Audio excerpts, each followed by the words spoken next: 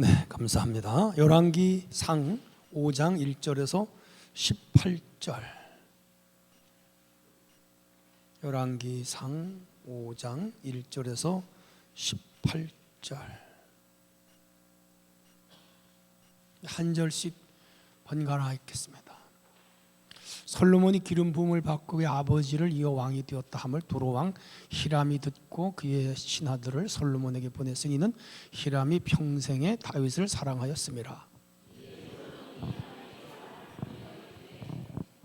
당신도 알거니와 네 아버지 다윗이 사방의 전쟁으로 말미암아 그의 하나님 여호와의 이름을 위하여 성전을 건축하지 못하고 여호와께서 그의 원수들을 그의 발바닥 밑에 두시기를 기다렸나이다.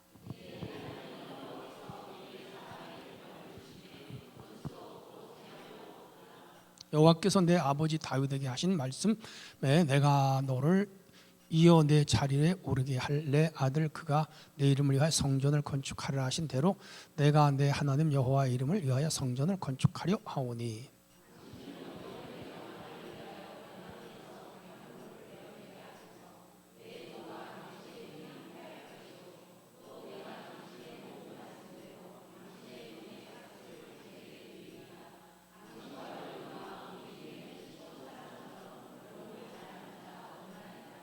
히람이 솔로몬의 말을 듣고 크게 기뻐하여 이르되 오늘 여호와를 찬양할지어다. 그가 다윗에게 지혜로운 아들을 주시고 그 많은 백성을 다스리게 하셨다 하고.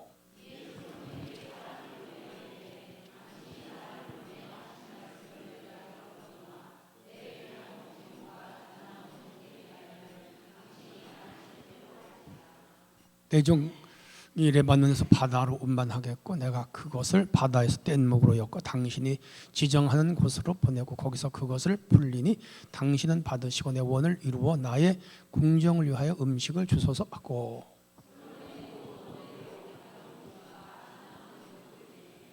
솔로몬이 히람에게 그의 궁정의 음식물로 밀 2만 고루와 맑은 기름 20고루를 주고 해마다 그와 같이 주었더라.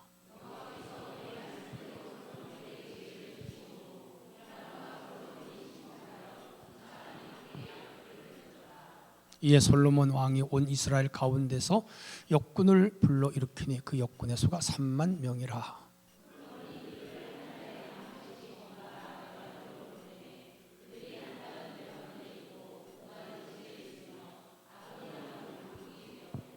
솔로몬에게 또 짐꾼이 7만 명이요 산에서 돌을 뜨는 자가 8만 명이며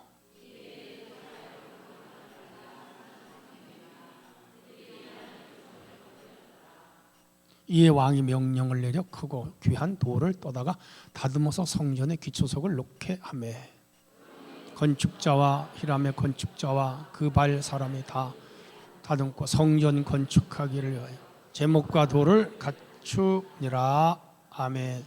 자, 옆 사람하고 인사합니다. 점심 잘 드셨죠? 사랑합니다. 은혜 받으세요. 자, 벌써 5장 왔어요. 이제 솔로몬이 성전을 건축하게 돼요. 이스라엘은 성전 3번 건축했어요.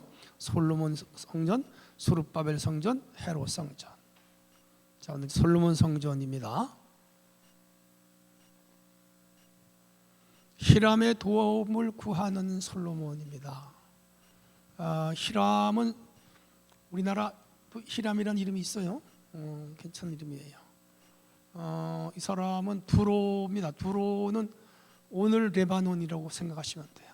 레바논 고대의 두로 시돈, 수리아 지역에 있는 베니키아, 그래서 수로 베니게라고 신약 성경에 말하는데 고대에는 레바논 그리고 두로 시돈, 수로 베니게, 오늘도 레바논으로 생각하시면 돼요.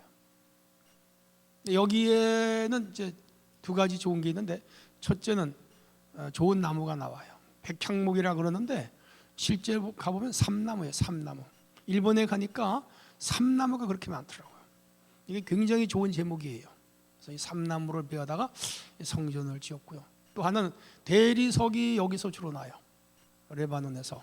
그래서 이 고대 이쪽 근동에는 다 대리석이에요. 우리나라는 나무가 많아서 그 사찰을 지을 때 대개는 목조 건물인데 그쪽에는 나무가 흔치 않아 가지고 모든 건물이 대리석 건물이에요. 여러분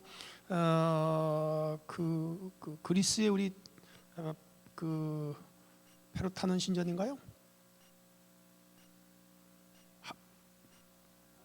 파르타논 신전? 파르테논 신전이죠. 예, 그리스에 있는 거, 아드미 신전, 아폴로 신전, 제우스 신전, 이런 거 다 대리석이고요.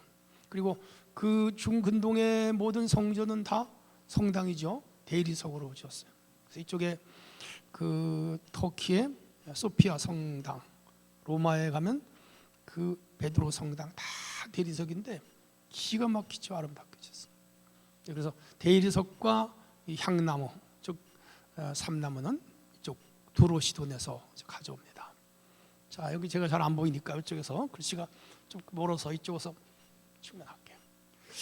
그래서 이 두로 왕 히람은 다윗 왕과 평생 우호 관계를 유지했고, 다윗 때에 이 다윗은 이 히람으로부터 많은 건축 자재를 사들여 와요. 그리고 이쪽에는 이제 그 보리와 밀이 부족해요. 그래서 이쪽 이스라엘 레바논 그 블레셋 평야라 그러는데 블레셋 평야가 너무 넓어요. 우리나라 김포 평야도 아니에요. 거기서 밀과 보리가 많이 나와요. 그래서 이스라엘이 여러분 아주 박토고 돌이 많고 농사가 안 되는 줄 그렇지 않아요.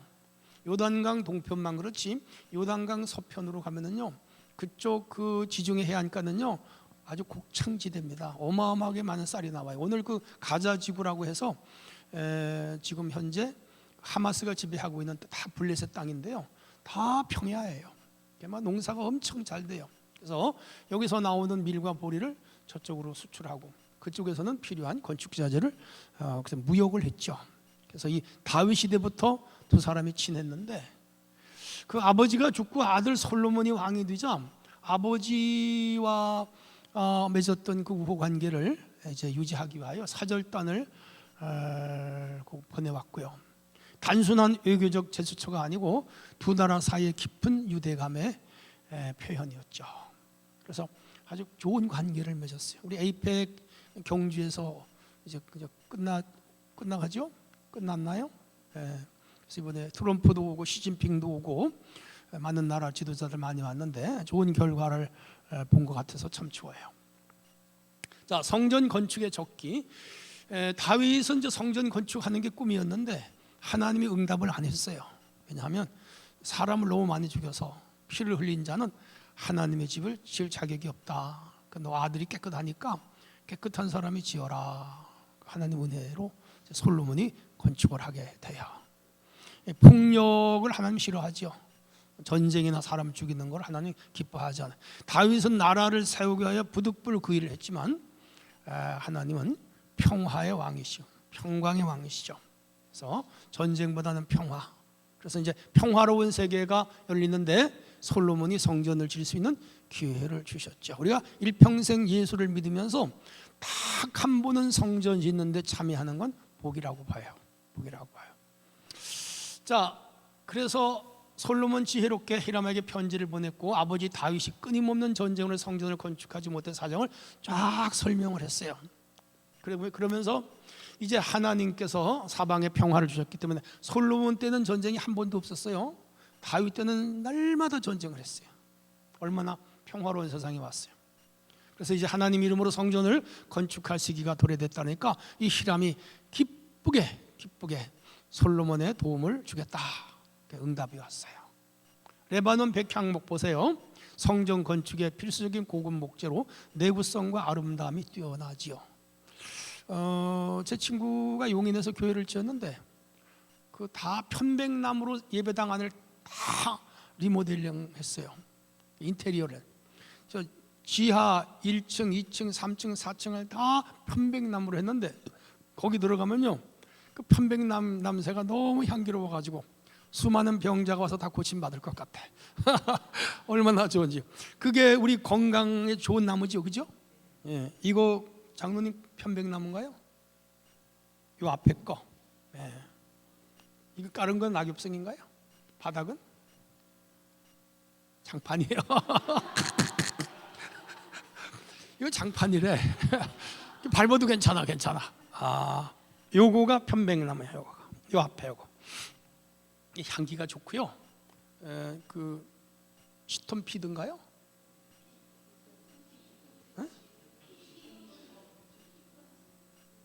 하여간 건강에 좋은 게 나오거든요. 그래서 이 솔로몬 성전을 나무로 지었어요. 숙련된 벌목꾼들, 전문 기술자들의 도움을 받아서 그 벌목하는 사람들, 메고 오는 사람들, 뗏목으로 운반하는 사람들 다 동원했어요. 아까 그 숫자 나왔죠? 이따 나올 거예요. 솔로몬의 겸손하고 진실한 태도로 히람의 마음이 움직이는데, 국가와 국가 간에도 이게 참 신뢰가 있어야 돼요. 이번에도 보니까 트럼프하고 시진핑이가 서로 만나는데 이거 서로 상당히 고단위 긴장 관계 속에 쪼크를 하는데 맞받아치는데 대단하더라고요. 두 사람이.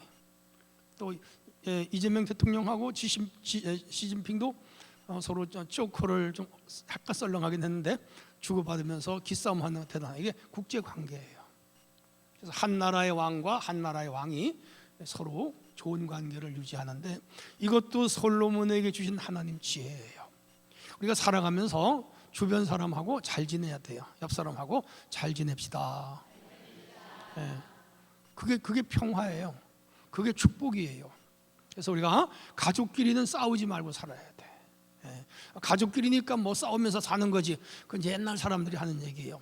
가족끼리도 싸우지 말고, 싸우면은요 마음에 앙금이 생기게 되어 있어요. 감정의 동물이라. 부모와 자식, 부부 서로 싸우지 말아야 돼. 그리고 친구 간에도 싸우지 말고, 특별히 교회에서 성도 간에는 알력이 있어도 안 되고, 싸도 안 되고, 서로 긴장 관계 있어도 안 되고, 경쟁 관계 있어도 안 돼요. 서로 돕고 그냥 사랑해야 돼. 그냥 사랑해야 돼. 옆 사람하고 그냥 사랑합시다. 그게 좋은 교회예요. 그래서 교회에 미운 사람이 있거나 꼴 보기 싫은 사람이 있으면요, 신앙이 자꾸 줄어들고요, 시험이 들 기회가 많아요. 그래서 자기 관리를 못해서 늘 시험에 들어있다가 결국은 영혼이 파괴되고 말아요. 지옥 간다는 것이 영혼이 파괴되는 걸 말하잖아요. 그게 죽어서 가는 지옥이 아니고요, 살아있는 동안에 내가 남을 미워하고 싫어하고 시기하고 알력관계, 그리고 어떠한 경쟁관계, 이걸 자꾸 자기가 만들어내면 그걸로 인해서 자기 영이 파괴되는 거라. 근데 다른 사람이 나에게 잘해주기를 기다리면서 평생 좋은 관계가 안 돼요. 내가 언제나 먼저 다가가고, 내가 마음을 열고, 내가 모든 걸 내려놓고, 모든 자존심을 죽이고 상대를 포용하고 받아주면 그때 내 마음이 편해요. 근데 누구에게 자꾸 무엇을 요구하라 들면 그 사람은 끊임없이 괴로워요. 남편에게도 뭘 자꾸 요구하지 말어. 그러면 항상 괴로워. 그럼 옆에 집 아저씨가 자꾸 생각나는 거라. 그 집은 돈도 잘 벌고 차도 좋은 차 타고 집도 좋은 거 쓰고, 당신은 왜 그래? 왜? 요구를 하니까. 그러지 말고 내가 당신한테 더 좋은 걸 해줄게. 다가가야지. 요구하는 신앙은 그거 평생 인간관계 망하는 거지. 이 두 사람은요, 서로 자기들 어떤 개인의 이속보다는 공동의 선을 위해서 같이 한 마음이 되는 아름다운 관계였죠. 자, 넘어갈게요. 솔로몬과 히람의 교육의 우호 관계를 한번 읽어볼까요? 시작. 히람 왕은 솔로몬의 요청을 받고 크게 기뻐함. 하나님을 오늘 여호와를 찬양할지로다. 그가 다윗에게 지혜로운 아들을 주사 이 큰 백성을 다스리게 하셨도다라고 함. 백향목과 잣나무를 제공할 것을 흔쾌히 약속. 솔로몬 성전이 똑같은 건 아닌데 하여간 저렇게 여러분 추론하시면 될 것 같아요. 백향목과 잣나무를 벌목하여 제공하겠다. 원산지예요. 우리나라는 그 경복궁, 덕수궁, 창경궁 다 어디 소나무로 지었게요? 다 소나무로 지었어요. 어디 소나무게요? 양양 아닙니다. 홍천 아닙니다. 춘천 아닙니다. 삼척 아닙니다. 어디 거게요? 영월과 정선에서 왔어요. 두 군데. 왜 그럴까요? 그 당시는 차가 없었어요. 그래서 뗏목으로 와야 돼. 그래서 삼척에 뗏목이 올 수가 없어요. 양양의 소나무가 정선 소나무보다 좋아요. 그런데 못 와요. 왜? 한계령, 진부령 못 넘으니까 다 뗏목으로 와서, 어느 뗏목? 남한강 뗏목으로. 그래서 영월 동강으로 해서, 남한강으로 해서 이쪽에 마포, 용산으로 와서 이제 달구지로 메고 온 거예요. 그래서 모든 소나무 조선 임금들이 지은 것은 영월하고 정선에서 왔다, 그렇게 해서. 근데 저기 백향목 봤는데 우리나라 정선, 영월 소나무만 못해요. 예, 솔직히 우리나라 게 더 좋아. 아마 오늘 같으면 수출해 갔을지 몰라. 근데 그 당시 거기 게 최고니까, 다른 데서 가져올 수가 없으니까 바다를 통해 뗏목으로 운반을 해서 가이샤라 항구로 들어왔어요. 오늘 하이포 항구죠. 그렇게 해서 엠마오 쪽으로 해서 쭉 예루살렘으로 메왔죠. 식량 교역, 밀가루 2만 석, 맑은 기름 20석을 매년 제공을 했어요. 하나님의 지혜로 신뢰를 바탕으로 조약을 체결했습니다. 그래서 두 왕 사이의 교역은 단순한 경제적 거리를 넘어서 하나님께서 주신 평화와 지혜가 만드는 신앙적 연대 아름다운 모범이었다. 서로 다른 나라 문화가 하나님 뜻 안에서 어떻게 조화롭게 협력할 수 있는지를 보여주는 역사적 증거였고요. 이것은 이제 신약 시대로 오면 복음을 통하여 그리스도를 중심으로 전 세계가 기독교라고 하는 이 종교와 기독교가 만들어낸 문명이라고 하는 이러한 그 역사를 통해서 전 세계가 아름답게 됐잖아요. 사실 이 인류 역사를 토인비가 말했듯이 서양사라고 말하죠. 물론 동양사도 있어요. 그런데 오늘 이 세계를 바꾼 혁신적인 문명은 서양 문명인데, 그 서양 문명의 중심에는 바로 뭐가 있죠? 헬레니즘 문명과 헤브라이즘 문명. 헬레니즘 문명과 헤브라이즘 문명을 융합시킨 사람이 아우구스티누스잖아요. 400년. 그렇게 해서 오늘 이 근대 자본주의와 그리고 이 민주주의 그리고 시장경제 원리, 이런 것은 다 성경을 중심으로 나온 것이고, 결국은 성경이 인류를 이렇게 풍성하게 만들어낸 것이죠. 놀랍죠? 이게 다 구약 성전 건축에 담겨진 신학적 의미들이에요. 건축을 위한 조직을 하는데, 건축하기 위해 대규모 인력을 체계적으로 조직하는데, 전역에서 3만 명의 역군을 모집을 합니다. 노역하는 사람들을 역군이라는 거예요. 두 번째는 한 달씩 교대로 레바논의 별목 작업에 참여하게 해요. 그래서 이러한 시스템은 일꾼들이 가족과 함께 지낼 수 있는 시간 보장을 해주면서도 지속적으로 성전을 건축할 수 있는 방식이었는데, 물어볼게요. 몇 년간 성전을 지었을까요? 7년 걸렸어요. 7년. 그리고 왕궁을 건축하는데 13년 걸렸어요. 20년 걸렸어요. 역군 노역자, 레바논 벌목적으로 투입됐고요. 짐꾼, 목재 돌운반하는 인력들, 석공, 돌을 채석하고 다듬는 자목, 감독관, 그래서 일꾼들을 관리하고 취한 리더들. 그래서 여기 아도니람의 역할이 중요했는데, 솔로몬은 아도니람을 총감독자로 임명을 했고 일꾼을 효율적으로 관리했는데, 이러한 체계적인 운영이 대규모 건축 프로젝트 성공을 완수하는 핵심 요소가 됐죠. 사람을 잘 쓰는 것도 지혜죠. 솔로몬은 지난번 3장에서 지혜를 얻었죠. 그리고 사람을 잘 쓰고 적소 적재에 이제 배치하는, 그리고 운영하는 그런 능력을 가진 사람이었어요. 페니키아의 고도입니다. 그 두로 지중해 연안의 페니키아 지역에 위치한 중요한 항구 도시입니다. 두로가 고대 세계에서 가장 번영했던 무역 중심지였습니다. 지금도 가면 유적이 엄청 많죠. 저 페니키아 고대 시대 두로 지역에 가면 바울도 이 지역을 거쳐가면서 저 안디옥으로 올라가 전도했죠. 고질의 레바논 백향목과 뛰어난 목공 기술이 있었고 정교한 해상 기술로 유명했던 것이 고대 이 두로의 항구였어요. 거기에서 최고의 기술자들과 그리고 제목지들을 사다가 성전을 건축하죠. 솔로몬은 성전을 건축하면서 가장 고급 제목 그리고 가장 아름답게 지으려고 힘써 볼 수 있죠. 레바논 산맥의 귀한 백향목을 채취하고, 여러분 구글에 들어가셔서 이미지를 한번 보시면 레바논 백향목 지금도 굉장히 우람해요. 독보적인 기술을 여기 가지고 있었고요. 이 목재는 내구성, 향기, 아름다움으로 고대 전 세계 최고급 건축 자재로 인정을 받았죠. 고대 시대나 현대 시대나 세계에서 1등 가는 기술이나 또 그 재료를 가지고 있는 거 축복이죠. 중국 같은 나라는 그 히토류 같은 것은 참 세계에 별로 없는데 그 나라는 굉장히 많아요. 그냥 축복이죠. 그런가 하면 이제 미국 같은 나라, 우리나라는 지금 반도체 기술이 세계적이잖아요. 근데 대만이 반도체 기술이 우리나라하고 이제 쌍벽을 이루어서 우리나라가 지금 밀리는 형편이에요. 그다음 자동차는 이쪽에 볼보라든지 벤츠라든지 또 이쪽에 그 유럽 쪽에서 강세죠.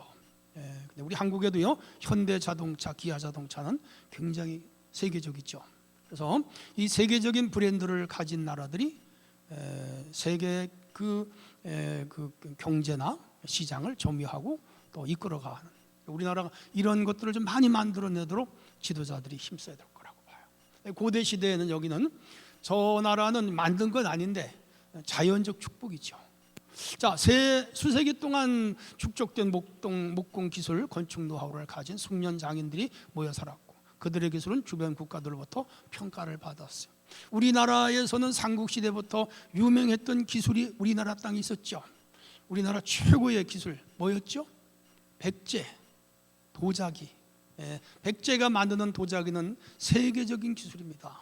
그런데 그 기술을 우리가 계속 발전시켰다면 오늘 전 세계의 도자기 세계를 장악했을 거예요. 근데 그 당시에 도공들은 직업이 뭐지요?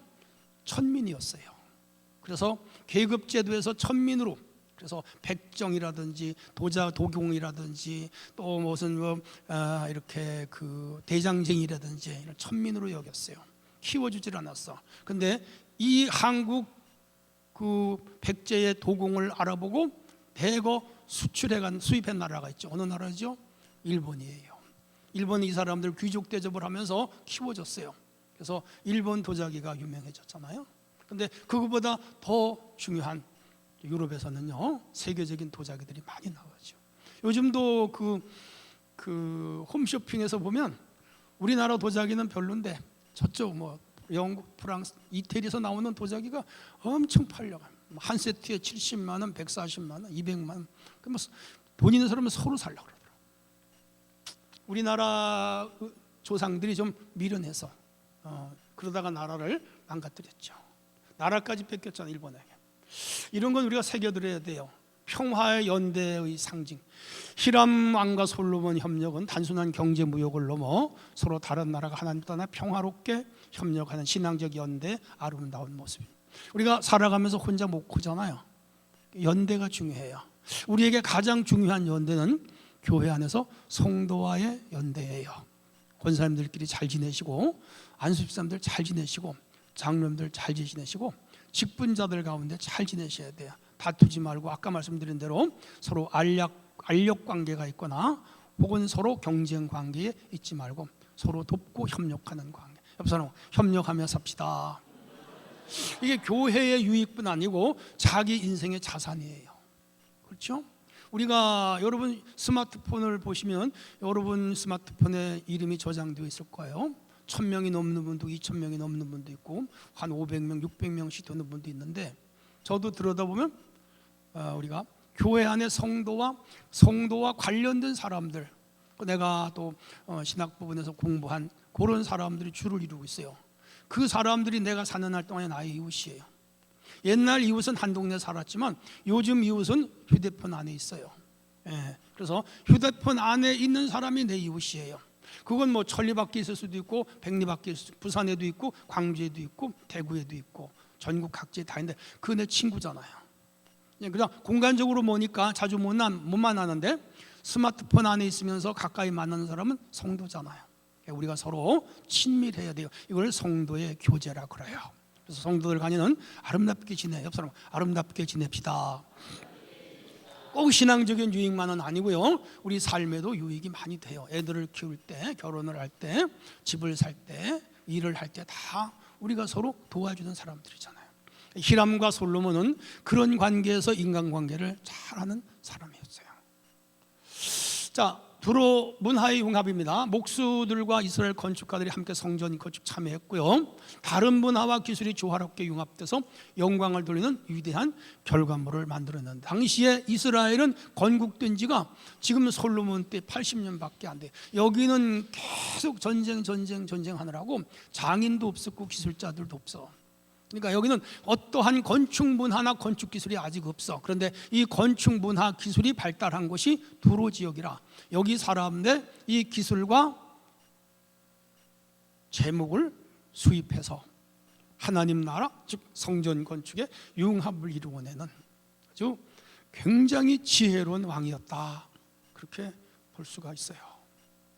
우리가 신앙과 성경, 교리의 말씀에는 분명해야 되지만은 세상적인 문화, 세상적인 아름다운 미는 우리가 받아들여야 돼요. 성전을 건축할 때도 이 시대에 얼마나 모던하게 지을 수 있는가, 교회를, 아니면 옛 전통적인 모습을 살릴 것인가, 성경적 의미를 구현해낼 것인가, 아니면 요즘 모던하게 지을 것인가, 이런 거를 깊이 생각하는 것은 중요하죠. 여기 벤츠 건물 하나 있죠. 메르세데스 벤츠라고 간판 붙었는데 현대식 건물이잖아요. 모던하게 지었잖아요. 현대 교회는 그렇게들 되게 많이 지어요. 그렇게 해서 밖에는 유리로 하고 빛을 받아들이고, 그러면서 다용도로 사용할 수 있게 그렇습니다. 이렇게 전통적인 교회로 지면 앞으로 한국 교회가 100년, 200년 후에 오늘과 같은 교회가 유지될 것인가에 대해서는 아니 퀘스천이거든요. 그럴 때 교회가 큰 교회나 교회들로 이렇게 서로 병합하는 역사도 일어날 때, 전통적인 교회로 지었다가 교회의 용도로 사용하지 못하게 되는 때에 그냥 버려야 되잖아요. 그때 그 시대에 맞게 사용할 수 있는 건물로 만들어 놓는 것은 지혜죠. 교회가 아니라도 거기서 카페를 열 수 있고, 노유자 시설을 쓸 수도 있고, 어린이집을 만들 수도 있고, 이런 다각도로 계획을 하면서 현대인들은 교회를 짓고 있어요. 굉장히 지혜고 시대의 센스라고 봐요. 자, 넘어가겠습니다. 기초적 예수 그리스도 한번 다 같이 읽을까요? 시작. 솔로몬의 성전 건축은 단순한 역사적 사건으로 메시아 예수 그리스도를 예표하는 깊은 신학적 의미를, 성전은 하나님의 임재를 상징하는 거룩한 장소로 궁극적으로 예수 그리스도의 몸으로, 그래서 그 아래 보면 하나님의 영원한 약속 기초, 창세기 1장 15절에 시작이 돼요. 그리고 창세기 12장에 솔로몬하고 약속한 언약의 기초예요. 자손으로 너의 자손으로 인하여 천하 만민이 복을 받으리라. 신약에서 재해석하죠. 그 자손은 여러 사람을 가리킴이 아니라 예수님을 가리킴이라 그랬어요. 그 언약에 기초했고요. 다윗이 성전 지을 열망을 가졌는데 전쟁을 많이 해서 허락이 안 됐죠. 솔로몬 성전에 하나님이 임재했고요. 그다음 솔로몬의 성전은 주전 580년 무너지죠. 스룹바벨이 주전 536년에 들어와서 14년 만에 짓지요. 그게 이제 또 그 헬라 전쟁에서 무너지죠. 그리고 헤롯이 성전을 짓죠. 예수님 때 완성이 안 됐어요.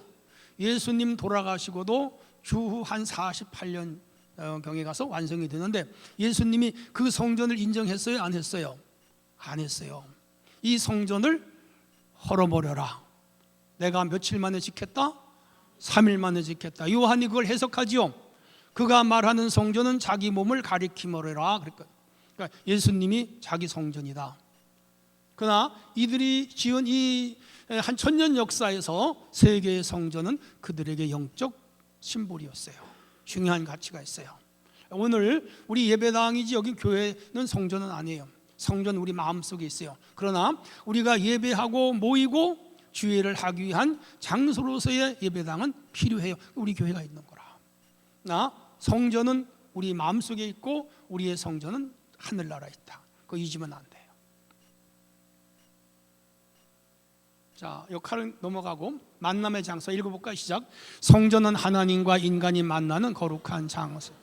마찬가지로 예수 그리스도는 하나님과 사람의 중보자로서 우리가 하나님께 나아갈 수 있는 유일한, 구약에는 예수님이 안 오셨잖아. 그래서 구약의 그 성전이 하나님을 만나는 장소였어요. 그렇듯이 오늘 우리는 예수님을 통해서 하나님을 만나는 진짜 성전은 예수님이라는 거예요. 그 진짜 성전 예수가 어디 있느냐? 우리 마음속에 있다. 그게 고린도전서 3장 16절에 성전인 것과 너희 몸이 성전인 것과. 그럼요. 성전의 특징은 거룩성에 있어요. 예배성에 있고요. 그리고 주님을 만나는 중재성에 있거든요. 그래서 우리가 거룩해야 하는 이유는 거기에 있는 거예요. 거룩하니까. 예수께서 대답하여 이르시되 이 성전을 내가 사흘 동안에 일으키라. 사람들이 의아했어요. 아니 이거 지금 60년 걸려서 짓는 건데 어떻게 3일 만에 짓는가? 근데 그들이 성전의 의미를 그때 이해를 못해서 그렇게 얘기했죠. 하나님이 일하시는 방법입니다. 위에 한번 읽어볼까요? 시작. 하나님께서는 성전 건축은 위대한 오랜 시간에 걸쳐 세밀하게 준비하였습니다. 다윗 시대부터 물자와 인력 그리고 국제적 관계까지 때가 되었을 때 모든 것이 완벽하게 조화를 이루도록 아버지 때부터 차례차례 준비했어. 때가 되니까 성전을 지은 거죠. 전쟁을 통해 평화의 기초를 마련하고 물자와 교육. 사실 다윗이 하나님 사랑하는 것이 성전을 짓는 거로 생각했어요. 그 시대의 그 신앙이에요. 오늘날도 우리들마다 신앙이 조금씩 달라요. 제 모친 같은 예배는 새벽 기도를 하는 것이 믿음이라고 생각했어요. 한 번도 새벽 기도를 빼먹질 않아. 그게 그분의 믿음이야. 그걸 정지하면 안 돼요. 예. 오늘날도 새벽 기도 하신 분은 그 믿음으로, 새벽 기도 믿음으로 그 믿음이 유지되는 거야. 어떤 분은 꼭 성미를 떠다가 드려야 그게 내 믿음이라고 생각해. 지금도 성미를 떠요. 다 안 떠도 나는 성미 떤다. 그래도 우리 주의 종들이 그래도 그 성미를 먹고 살아요. 성미를 먹어야 주의 종들이 힘을 얻는 거라. 그것도 믿음이에요. 그러니까 그 믿음이 다 양이 다르고 질이 다른데 솔로몬은 다윗은 성전을 짓는 것이 최고의 믿음이다. 이 생각했어요. 평화 시대, 하나님께서 사방에 평화를 주시어 건축의 최적기. 이 솔로몬 시대에 하나님이 적들을 다 막아주셔. 전쟁이 없어. 다윗은 전쟁하느라고 질 시간도 없고, 그런데 이 솔로몬이 성전 평화를 주셨죠. 세 번째로 갈게요. 솔로몬에게 탁월한 지혜를 주셔서 협력과 조직이 가능하게 했어요. 여러분, 이 조직은 소위 행정론입니다. 그래서 이제 그 대학의 행정학과가 있잖아요. 걔네들은 되게 이제 관료들로 나가잖아요. 행정고시도 있잖아요. 우리 행정이 굉장히 어려워요. 조직론에서부터 수많은 그거 이론을 배워야 돼요. 근데 지혜가 없으면 그걸 해낼 수가 없는 거지. 그래서 솔로몬에게 준 지혜는 단순하게 두 여인에게 진짜 아들을 가려내는 건 그 상징적인 사건이고, 실제는 그는 이 조직력과 통찰력과 직관력과 그리고 이 행정력 대단했습니다. 리더십도 대단했고요. 특별히 외교 관계를 잘해서요. 그래서 전쟁이 나지 않게 외교로 막는 지도자가 가장 위대한 지도자예요. 전쟁이 나면은 싸워야 되지만 전쟁이 나게 할 필요는 없어요. 전쟁을 막고 전쟁이 나지 않게 하는 지도자가 위대한 지도자죠. 우리 이제 그런 지도자가 우리 나라를 다스려도 우리는 뽑아야 되고 기도해야 되겠죠. 솔로몬은 그 유명해요. 히람과 우호 관계를 통해 필요한 자원과 기술을 공급받아요. 적절하게 자기의 위치와 자존심을 지키면서도 상대방을 수용하고 받아들여서 좋은 관계를 맺는 것. 우리가 이 왕만 아니라 우리가 살아가는 것도 그렇게 살아야 돼요. 내 옆에 사람하고 서로 자존심 대결하지 마. 자기의 그 가치관이나 신앙관은 지켜나가면서 상대방을 배려하고 상대방을 인정하고 상대방을 높여주고 상대방을 수용하면서 그렇게 서로 인격적인 관계를 유지해야 그 관계가 유지되잖아요. 내가 좀 물질이 적거나 내가 배움이 짧거나 혹은 내가 나이가 들었거나 그렇다고 해서 상대방으로부터 내가 무시함을 당하는 것 같은 느낌을 당하는 순간 그 사람하고는 관계가 끊어지잖아요. 우리는 촉감이 있잖아요. 상대방이 나를 무시하는지 받아주는지 눈빛으로 알잖아요. 그게 성도들 간에도 예리해야 돼요. 그래서 업신여기거나 무시하거나 나보다 어리다고 하대하는 반말을 하거나 명령하는 식으로 말을 하거나 파이러는 식으로 말을 하거나 그러면 기분 나빠요. 성도들 간엔 그러면 안 돼요. 대등한 관계에서 서로를 인정하고 세워줘야 돼요. 그래야 그 관계가 오래 가는 거라. 대개 제가 40년 했으니까 사람 눈빛만 봐도 알고 케이스 바이 케이스가 수업 떠나갈 때 마지막에 말 한마디를 한 거예요. 저는 그 권사님한테 상처받아서 더 이상 여기 못 있겠어요 하고 가요. 내가 그 말 어떻게 성도를 하게 하겠어요? 무시했다는 거예요. 만나면 나를 명령하고 만나면 나를 꾸짖는다는 거. 내가 왜 그 밑에 있어야 되는 거냐. 다 그런 거예요. 그러니까 오래 교회 다니신 분들이 새겨 들으셔야 돼요. 뭔데? 자기가 뭔데 나를 무시하고 자기가 뭔데 나를 가르치려 드느냐 이 말이죠. 제법 먹고 교회 다녔는데. 그러니까 학교가 아니고 군대가 아니고 교회이기 때문에 그래요. 그래서 우리는 항상 상대방을 대접해야 돼요. 말 한마디라도 상대방이 기분 나쁘게 하면 안 돼요. 그게 쌓여 있다가 언젠가는 교회를 떠나가요. 언젠가는 다 그래서 가는 거예요. 그러니까 우리 먼저 믿은 사람, 근데 제가 그걸 어떻게 말을 하겠어요? 내가 또 여러분에게 책망을 하면 목사님이 뭔데 날 책망해 그러잖아요. 그러니까 이런 시간에 제가 그냥 대중적으로 얘기하는 거예요. 잘 섬기는 것밖에 없어요. 옆 사람 잘 섬깁시다. 저 성도가 오래 다녔어도 뭐라고 생각하냐? 어린애기다 그렇게 생각하셔야 돼요. 어린애기는 어떻게 해요? 고여주고 떠받들어줘야 돼. 그러면 다 좋아해. 다 좋아해. 할렐루야. 이게 교회라는 게 참 그래요. 구속력이 없잖아. 군대는 싫으나 좋으나 18개월은 채워야 되잖아. 직장은 월급 받으니까 위에 사람이 진 눌러도 그냥 있잖아. 교회는 내가 바치면서 다니잖아. 헌금 바치고 시간 바치고 아무 구속력이 없어. 그래서 목사님이 영적으로 하나님께 세움을 받았지만 이 세상에서는 제일 힘이 없는 사람이 누구야? 목사님이요. 성도들이 막 짓밟을 때가 있어요. 자존심이 상해가지고 설교하고 밤에 잠이 안 와요. 그거 참아야 돼. 그게 목사니까. 아이고, 여러분 오정현 목사님 훌륭해요? 훌륭하지 않아요? 에? 훌륭하지요. 그분 친구가 내 친구예요. 근데 저녁에 이메일이 오는데 오늘 목사님 그걸 설교라고 했습니까? 그렇게 컴플레인하는 교인들이 엄청 많대요. 그 정도야 거기가. 그래서 그분이 스트레스를 받아가지고 저녁이면요 술은 안 먹는데 그래도 이게 목회자라니까요. 신부님은 담배나 피우고 양주나 마시지. 목사님들은 양주도 못 마시고 담배도 못 피우잖아.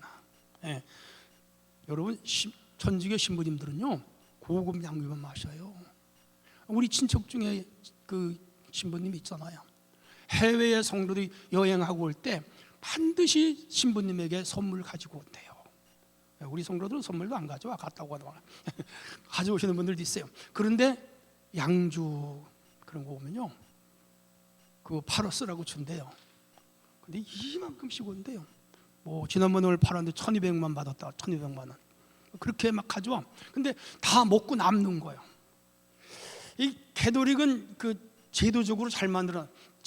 가톨릭은 신부님이 월급을 한 달에 지금 한 100만 원 정도 받아요. 아유, 그렇게 해가지고 어떻게 사느냐? 혼자 살잖아. 결혼은. 두 번째, 식담당 어머니를 붙여줘요. 아침, 점심, 저녁 365일을 그 식당당 어머니가 음식을 대줘요. 그거 다 교회 돈으로 하는 거예요. 그리고 그 월급만 적지 실제로 활동하는 활동비는 더 많이 줘요. 그래서 우리 개신교 목사님보다 더 많이 받는 분들이 신부님들이요. 근데 곁으로는 신부님은 적게 받고 개신교 목사님은 많이 받는다라고 그 정책을 잘못 써가지고 오히려 기독교가 피해를 봐요. 내가 직접 안 되니까. 그래서 우리 거긴 단일 교단이라서 그런 제도를 잘 만드는데 우리 개신교는 이렇게 개교회 중심이다 보니까 그걸 제도화시키지를 못했어요. 그래서 그런 게 있습니다. 때문에 내가 다른 교파를 뭐 이렇게 무시하거나 또 잘못됐다는 건 아니에요. 그렇게 살아가는 게 다 그렇게 살아간다 이 말이에요. 자, 어디까지 했죠? 하나님 중심의 리더십, 협력의 중요성, 때를 아는 지혜, 이런 쪽 넘어갈게요. 다음 주에는 좀 글씨를 적게 넣어야 되겠네요. 오늘 많이 넣었더니 이번에 전할 게 많았어요. 읽어봅니다. 시작. 솔로몬의 성전 건축 이야기는 오늘날 교회와 신앙 공동체에게 귀한 교훈을 준비된 리더십, 신뢰할 수 있는 협력과 그리고 체계적인 조직 관리는 현대 교회 사역의 성공을 위한 핵심 요소. 요거는 이제 목회자들이 들으면 좋은 얘기라서 빨간 글씨를 첫째, 준비된 리더십. 둘째, 신뢰와 약속의 중요성. 셋째, 체계적인 조직 관리. 네 번째가 자발적 참여의 문화. 그 다음에 교회 건축의 의미입니다. 우리 교회도 이제 이 지역이 뭐 앞으로 한 30년, 2030년쯤 가야 개발이 될 것 같아요. 완전히. 그래서 우리도 여기 요 지역에 종교 부지 하나가 우리 교회가 배정이 됐습니다. 아름답게 어떻게 지을까요? 장로님들이 이제 잘 설계하고 해서 아름답게 지을 수 있을 것 같아요. 재정적인 문제는 여러분 그렇게 걱정하지 않으셔도 돼요. 하나님이 잘 해줄 거라고 믿고 있고요. 그런데 더 중요한 것은 영적인 성전, 살아있는 신앙 공동체를 세우는 게 더 중요해요. 예배당을 예쁘게 짓는 것도 중요하지만 그보다 더 중요한 것은 우리 신앙 공동체를 어떻게 건강하게 세울 것인가, 이거에 우리가 정신을 다 기울여야 됩니다. 지금 70일 전도 운동을 하는데 제가 금요일 날도 그런 얘기했어요. 다윗이 자기가 자라난 고향 베들레헴을 바라다 보는 산 언덕에 지금 진을 치고 있고, 자기가 살던 블레셋 땅에는 블레셋 사람들이 들어와 있어요. 베들레헴에는. 근데 자기가 어릴 때 마시던 우물물이 보니까 목이 말라 마시고 싶은데 누가 가서 저 물을 떠다가 나에게 마시게 할꼬 그랬더니 두 명의 병사가 그 적진을 헤치고 들어가서 물을 수통에 담아가지고 다윗에게 가져다 줬어요. 그 물을 받아든 다윗은 그걸 마시지 않았어요. 하나님께 부어드려 전제로 삼았어요. 저들의 피요 생명이다.